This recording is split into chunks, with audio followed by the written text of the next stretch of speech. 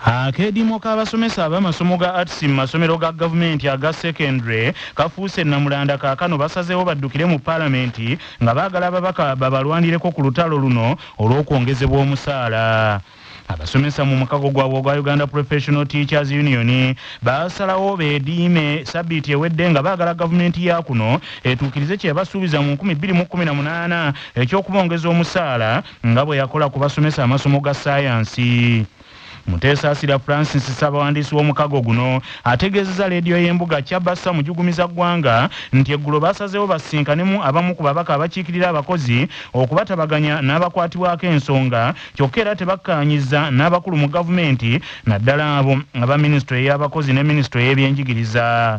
Mutesa Asira Francis agambye nti bo beeteefuteefu okuteesa ne gavumenti singa ekkiriza okubongeza omusaala. Ne wakaze mu argument about discussing the way out, the way forward. Then now we don't have better part of public service. Yes, I can the sometimes the money to collaborate to a meeting to them to eat. Ninga buti chakaro that tugenda kukiza. Bagala tudde wansi tudde tusomese nga batugambanga kyekyo nako kyekyo batuwandika kyekyagumbe kya commitment. The government is still committed. So next year Omubaka wa Kalungu West mu Parliament nga Minisita w'ebyenjigiriza ku ludda oluvuganya gavumenti ya kuno awagidde ekyabasomesa okwediima n'agamba nti ensonga yaabwe enkulu nnyo n'asaba Parliament esooke eve mu luwummula egonjoola ensonga eno. Ekiri mu ggwanga kinene nnyo nnyo. Tunuulira omusaala nga bwe gufaanana ogw'abasomesa aba sciences n'abasomesa aba arts. Eyo embeera bonna bagenda mu katale keekamu gye bajja abaana bwe basomera mu masomero geegamu. N'olwekyo ndi wabega w'abasomesa ba arts okusigalira ddala nga tebakola paka gavumenti lw'enekkiza. Naye ekinsinga obukulu mu byonna nsaba ffe ababaka ba paalamenti tuyite paalamenti ekomewo tutuwe tutaanye ensonga eno kubanga paalamenti erina okusalawo. Mu ngereka y'emisaala gy'abasomesa omukulu w'essomero mu ssomero erya yasoma amasomo ga arts asasula akakadde kamu emitwalo 68 ng'emisolo givuddeko ate omusomesa wa science n'afuna obukadde 4 emitwalo 68 ng'omusolo guvuddeko nga kitegeeza singa omukulu w'essomero aba n'essomero lyakulira yasoma amasomo ga arts ng'ate abasomesa be basomesa ga science kitegeeza nti abasomesa baba basufuna omusaala munene okusinga omukulu w'essomero abakulira. Senkulu wa laadiyo y'Omutanda Kyabassa mu kavumbeeza mikutu omukungu Michael Kawoya Mwebe asabye abantu abeewola n'okutereka ensimbi mu bittavu bya CBS okuli CBS Pewosa ne CBS Fans Club Sacco okugoberera amateeka nga bakola emirimu gyabwe ate babeere bayiiya nnyo. Bino abyogeredde mu Masengere bw'abadde ng'asinkanyeemu bammemba ab'ebittavu bya CBS bino okwongera okubalambika ku ngeri y'okuddukanyaamu ebittavu byabwe. Abanjulidde n'enteekateeka empya ezigenda okugobererwa nga mwe mulina okwegatta ku kittavu ekitaba ebittavu bya CBS byonna mu Uganda ekya CBS Fans Club Sacco National. Omukungu Michael Kawoya Mwebe abalabudde beewale ebiswaza CBS n'abakubiriza okwetaba mu nteekateeka zonna radio ya Kabaka zeewomamu omutwe era basikiriza abavubuka okubeeyungako. Abavubuka bangi bali eyo babeevuma kibakola bati balina ddi banyubanjaga bayaaye neefe abakulu tukozeewo ekyokubalungamya tukozeewo ekyokubakwata ku mukono kati bwe mubanga musobodde okuteekawo ebittavu bino ebya CBS Fans Club CBS Akezimbira CBS Pewosa ebigenze bivaamu emirimu emingi bwongere bwongezi kubikozesa kubanga bisobola okutereeza abavubuka bisobola okuwa abavubuka essuubi bisobola okuwa abavubuka emirimu bisobola okufuula abavubuka abasizi b'ensimbi ne bakulaakulanya amaka gaabwe ebyalo byabwe n'obwakabaka bwa Buganda. Omukwanaganya w'ebibiina by'abawuliriza ba CBS omuzira mmere Godfrey Malebusuulwa bano abasabye beetabe mu mwoleso gwa CBS Pewosa ogutandise olunaku olwaleero mu Lubiri. Gana tusomesa 22 tuvunaanyizibwa okujja mu bungi mu mwoleso. Tulina emizannyo egy'enjawulo tetugenda okukola nga Fans Club kyalo okusamba omupiira nga bali mu gomesi bami okusamba omupiira nga bali mu kanzu ejja kuba Fans Club Day Out. Omwoleso gonna batwadde olwa sabbiiti olwo bana kutukwatako nga 22 radio lwe yatandika naffe okugiwagira kwe twava ng'etandikiddwawo olunaku lwe twatwadde mu mwoleso buli wa Fans Club yenna gy'ali ajje ku lunaku olwo ayinza okujja n'alambula naku endala naye ng'olwaffe 22 olunaku olwo. Banna CBS Fans Club Sacco ne CBS Pewosa abeetabye mu nsinkano eno bagambye nti bagiganyuddwamu nnyo. Erinnya Ssentolongo Edward ssentebe wa CBS Fans Club Luka ya Sako. Enteekateeka eno nga omukulu bw'atulambise Kawoya Mwebe MD waffe atulambise nti singa tuneegattira wamu ate bajja kubeerako engeri gye bajja otutulambikangamu nga Sako zaffe okubeera nga tuzitambuza obulungi. Erinnya Nsambu Joseph nga nze ssentebe w'abawuliriza okuva mu kibuga ky'Abaddugavu e Katwe. Kyewali tufunye okusomesebwa kungi ate era tufunyeemu nnyo n'olwekyo ng'ennaku z'omwezi 22 tugenda kubeera mu Lubiri mu mwoleso ogwa CBS.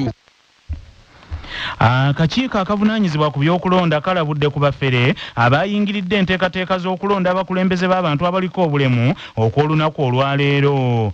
Okulonda kw'abaliko obulemu kutandise enkya ya leero ku mutendera gw'ebyalo okwetooloola Uganda yonna wakati mu kwemulugunya nti waliwo abantu abeerimbise mu abo abaliko obulemu abamu beewandiisa nga abalonzi abalala n'okwesimbawo nti beesimbyewo.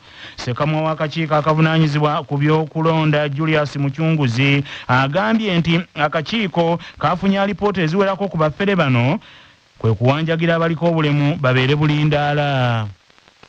Ku lipooti tetwafunye nti waliwo abaffere abataliiko obulemu naye nga baagala okwetaba mu kulonda kwabo abaliko obulemu. Twagala kukubiriza abalonzi bennyini okuba bulindaala okulaba nti omuntu bajjangaze kwetaba mu kulonda mumwekenenye mulabe nti ekisooka ali ku register, ekyokubiri nti aliko obulemu ate obulemu obukiriziddwa mu tteeka. Abakozi b'akakiiko by'okulonda bamanyi ate balina olukalala lw'obulemu obukirizirwa. Ebyo nga bikyali awo ekitebe ky'NRM ekiri ku luguudo kya Ddondo mu Kampala ebyokwerinda binywezeddwa ku kyo nga ekibiina kino kyetegekera okusunsulamu abantu baakyo abaneetaba mu kamyufu. Enteekateeka eno etandika olwaleero mu butongole era ng'egenda kukulemberwamu nnyinentebe w'akakiiko k'ebyokulonda mu NRM Dr. Frederick Tanga Odoi. Bino ebijjidde ng'olunaku lw'eggulo waliwo bannakibiina kino abaasunsuddwa mu lutuulo olw'enjawulo olwabaddewo nga mu bano mwe mwabadde ne minisita mwabadde ne Speaker Parliament Aneti Anita Mongo, Minisita omubeezi wa Microfinance Achieng Aruna Kasolo n'abakulu abalala abalangiriddwa nti bo tebaliiko babavuganya. Obwakabaka bwa Buganda busabye gavumenti eya wakati ebeere nneerufu esasule ensimbi ezigibangibwa zeeyambisibwa okuweereza abantu ba Kabaka. Bwe yabadde nga ayanjulira Obuganda embalirira y'omwaka gw'ebyensimbi 2025-26 ey'obuwumbi 305 mu obukadde 502 omumyuka owokubiri owakatikkiro era nga ye muwanika wa Buganda Oweekitiibwa Robert Wagwansibirwa yategeezezza nti Buganda ebanja gavumenti ensimbi ezisukka mu buwumbi 10,500 era nga singa ensimbi zino zisasulwa bingi ebijja okukolebwako nga bya muzinzi. Gavumenti ey'owakati ekkiriza tebangibwa obuwumbi 158 bwe yakakkiriza gavumenti valuwa bwe yakayisa. Twenga Obwakabaka mu bitabo byaffe tulina kitundu kya katabalika obuwumbi 5 n'obusukkamu. Ku biwumbi 158 gavumenti bwekkiriza nti bw'obugibangibwa Obwakabaka mu mbala y'omwaka ogujja ey'eggwanga yaladdemu obuwumbi 38. Tugyebaza olw'ekyo naye kisaba kubanga gavumenti ya wakati ekola ennyongereza kumbi emirundi 2 buli mwaka. Twagala okusaba mu nnyongereza ezo nga tunuulidde Member of Parliament obukadde obusigaddeyo 120 nabo bakole ki babusasule. Oweekitiibwa Robert Wagwansibirwa yeemulugunyizza ku ngeri omusolo gavumenti ya wakati gwesolooza mu Buganda gye gutakozeseddwa bulungi kusitula bitundu bya Buganda ng'ate bye bisinga okuwa omusolo ekintu ekizingamizza enkulaakulana ya wano.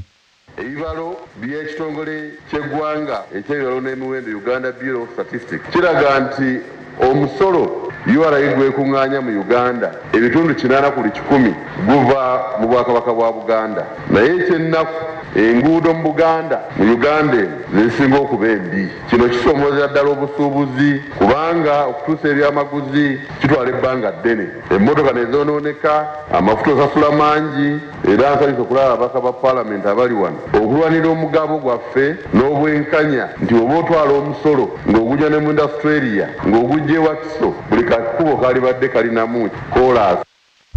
Katikkiro wa Buganda Charles Peter Mayiga yasabye abantu ba Buganda obutaterebuka olw'ebbeeyi y'emmwanyi ekyukakyuka n'abakuutira bongere bwongezi kuzirima mu bungi n'anogaanya nti Obwakabaka bukyalina olugendo lunene ddala okusitula abantu baabwo mu byenfuna. nebaza abantu ba Buganda abasigadde nga bali memwani waliwo abantu kye boogera ennaku zino nti emmwanyi ziyinza okukka ebbeeyi zisobola Oweekitiibwa Mutaasa Kafeero alina wooteri Embarara waliwo lwalinyisa ebisale tugambe abalontadde nga bagenda okukuŋŋaanira Embarara kubanga wabeerawo obwetaavu bw'ebisenge bingi n'alinyisa ebisale olukuŋŋaana bwe luggwa ate n'asala ebisale twasanyuse nnyo bwe twabadde Ssingo kubanga twagenze kulambula balimi ba mmwanyi naye nga tulinga abali ku mbaga ng'abantu basufu obungi kwegamba ekyo kiraga nti abantu kyatutte bakyagala ababaka ba Paalamenti abeetabye mu lutuula lw'olukiiko luno mwasomeddwa embalirira y'obwakabaka bwa Buganda abakulembeddwamu omubaka omukyalo wa disitulikiti y'Emityana Joyce Baagala Ntwatwa Patrick Nsanja n'abalala beeyamye obutaddiriza mu kubanja ebintu bya Buganda. Obuvunaanyizibwa bwaffe okwongera okutwala maaso kaweefube ono okulaba nti ssente obwakabaka ze bubanja gavumenti eyawakati zisasulwa ne ziggwayo. Twagala tuteekewo embeera gavumenti ng'enoonya akalulu mu Buganda ng'enoonya akalulu mu ggwanga okutwaliza awamu baleete ku ssente gavumenti y'Emmengo zeebanja. Omubaka akiikirira abantu ba Buganda e Rwenzori mu lukiiko Oweekitiibwa Samuel Ssempeebwa yagambye nti embalirira eno yakuyambako abantu ba Kabaka naddala abavubuka abali wabweru wa Buganda okutambulira wamu n'abo abali kuno ne yeebaza Obwakabaka olw'obuteerabira bavubuka. Embalirira ebadde nnungi nnyo kubanga ebintu byonna bibadde mu bavubuka kutandikawo emirimu kompyuta ez'ebyamagezi so nga naffe footpoto tulina akakiiko k'abavubuka tulina abankobazi mbogo matendekero ag'enjawulo so naffe tuba tufunamu. Nnyini ntebe w'abavubuka mu Buganda Derek Kavuma akubirizza abavubuka banne bakozese omukisa guno okuganyulwa mu nteekateeka ez'Obwakabaka zonna. Era byonna ebitulambululiddwa kyeraze lwatu nti omuvubuka abadde ku mwanjo nnyo era omuvubuka ku mulundi guno tebamutunulidde ng'ekyokusekerera wabula omuvubuka bamutunulidde ng'omukisa n'olw'ensonga eyo byonna bye batusomedde naddala okutandikira ddala ku nsonga y'emmwanyi abavubuka omutwalo mulamba bagenda kuba nga basomesebwa mu mbeera y'okwenya emmwanyi okuziteekateeka kwegamba okulaba nga emirimu gigonjezebwawo. Ekyokubiri abavubuka bangi bagenda kubeera nga bayita mu Buganda Youth Network kulaba nga Obwakabaka bukolagana ne Airtel okubafunira emirimu egy'enjawulo. Ebyobulamu mu mbalirira y'Obwakabaka byaweereddwa ensimbi obuwumbi 6, gavumenti ez'ebitundu ne ziweebwa obuwumbi 8, ebyenjigiriza obuwumbi 25, okuddukanya emirimu gy'enkuluzi obuwumbi 21, okulabirira ettaka obuwumbi 13, mwanyi terimba obuwumbi 14, obuyiiya ne tekinologiya obuwumbi 6, abaweereza mu Bwakabaka obuwumbi 5, obuwangwa ennono n'ebyokwerinda obuwumbi 2, ebyobulambuzi akawumbi 1, ettaka n'ebizimba obuwumbi 6, ekikula ky'abantu obuwumbi 3 n'ebirala bingi. Embalirira y'omwaka guno yakutambulira ku miramwa 10 ng'ekulembezza nnyo abavubuka mu kubakulaakulanya era nga mu lukiiko luno olwatudde mu kusoma embalirira Katikkiro yalangiridde akakiiko akagenda okukulemberamu okutegeka amatikkira ga Ssaabasajja Kabaka nga Kabaka aweze emyaka 32 ku Nnamulondo nga 31 omwezi ogw'omusanvu ng'okusaba okukulu kujja kuba ku muzikiti ekibuli. Akakiiko kano kakukulembera omumyuka w'omukwiriza w'olukiiko lwa Buganda olukulu Oweekitiibwa Hajji Ahmed Lwasa, kaliko Oweekitiibwa Israeli Kazibwe Kitooke, Oweekitiibwa Nuwa Kiyimba, Kaggo Hajji Ahmed Magandazi Matovu, omukungu Josephine Nantege naye akatuulako. Ebiteeso bina byayisiddwa mu lukiiko luno nga kuliko okusanyukira ekya Ssaabasajja Kabaka Sseggwanga Ronald Mwenda Mutebi owookubiri okugenda e Bunaayira okulaba abasawo be era kyategeezeddwa nti ajja kudda ku ttaka amangu ddala nga asiimye ng'abasawo bamalirizza ogwabwe. Olukiiko lusanyukidde enteekateeka ey'okulambula abantu ba Kabaka ababeera ebweru wa Uganda ekibayamba okwongera okugoberera enteekateeka ez'Obwakabaka. Olukiiko era lwasanyukidde okuweebwa entebya y'emirimu egikoleddwa mu mwaka gw'ebyensimbi 2024-25 nga yeesigamiziddwa ku mirimu egyalambikibwa n'ekiteeso eky'okuyisa embalirira y'obuwumbi 35 mu obukadde 52. Omwoleso gwa leediyo y'embuga ogwa CBS Pewosa gutandikidde mu maanyi olwannamungi w'omuntu na buli kati akyekulumulula ng'ayingira olubiri lwa Beene olw'Emmengo okwedembulira ku bintu eby'enjawulo ebyoleseddwa. Ebitongole, amakampuni n'abantu kinnoomu bonna bakeeredde ku midaala egy'enjawulo ng'okwolesa era bano batandise dda okuweereza abantu b'omutanda abeekulumulula nga bagenda mu mwoleso guno. Omusasi waffe Sharif Lukenge ali mu lubiri lw'Empalabwa Emmengo katuwe ebiri mu mwoleso. Omwoleso gwa CBS Pewoso ogw'omwaka 2025 gutandise enkya ya leero mu lubiri lwa Ssaabasajja Kabaka olw'Emmengo era ng'ebitongole by'ebyokwerinda omuli amagye poliisi bakezezza embwa enkonzi z'olusu okwetooloola ekifo kyonna awategekeddwa omwoleso gw'omulundi guno okusobozesa abantu ba Ssaabasajja Kabaka okubeera n'ebyokwerinda ebinywevu mu lubiri lwe luno olw'Emmengo. Emyoleso gino gyatandikawo ku biragiro bya Ssaabasajja Kabaka bye yawa radio okwenjogerera eya CBS ebyokukulaakulanya abantu be okwetooloola ensi yonna era nga bukyanga myoleso gino gitandikibwawo abantu bangi nnyo bakyusizza obulamu bwabwe abatandikira ku zero kaakati balina kampani ze baleeta okwolesa ebintu byabwe. Abamu ku balimi abazze okwolesa enkya y'olunaku luno olwaleero bategezezza Kyabasa nti omwoleso guno CBS mwegenda okujaguliza emyaka 29 ng'eweereza ensi yonna nti omwoleso guteekeddwa bulungi.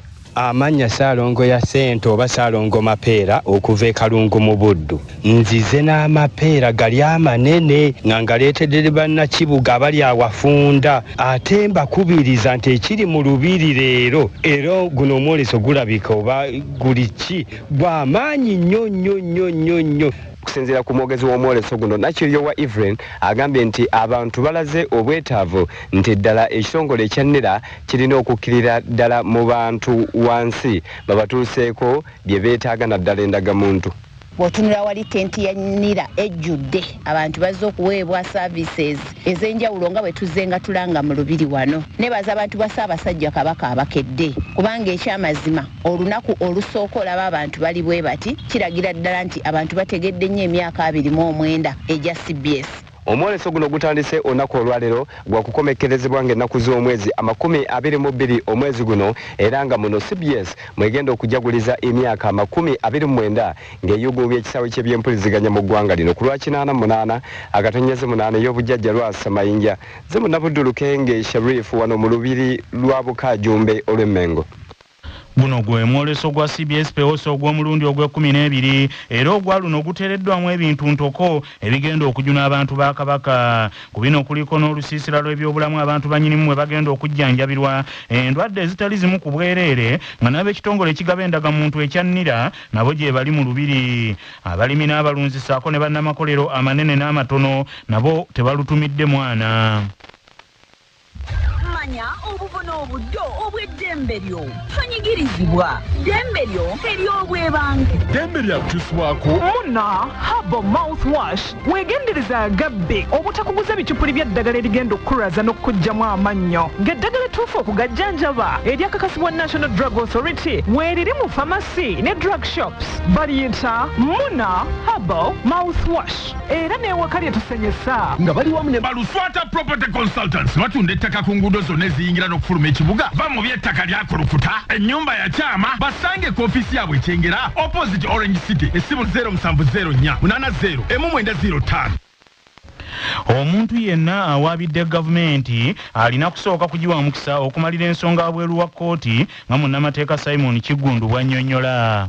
Bw'oggyeko mu misango egy'eddembe ly'obuntu toyinza kuwaabira gavumenti oba ekitongole kya gavumenti nga NEMA oba okuwaabira gavumenti ez'ebitundu gye baliisereko gavumenti mu mbuga z'amateeka nga tonnawa kitongole ekyo oba gavumenti nnaku 45 ng'oyita mu bbaluwa eraalika nti oyagala kwekubira ndulu mu mbuga z'amateeka. Era singa ogenda mu maaso n'owaabira gavumenti oba ekitongole kyayo nga togabye ebbaluwa eyo omusango kkooti eyinza okugugoba kubanga obeera towadde gavumenti mukisa kumalira nsonga bweru wa kkooti. Okusinziira mu kawaayiro ak'okubiri mu tteeka lye tuyita Civil Procedure and Limitation Miscellaneous Provisions Act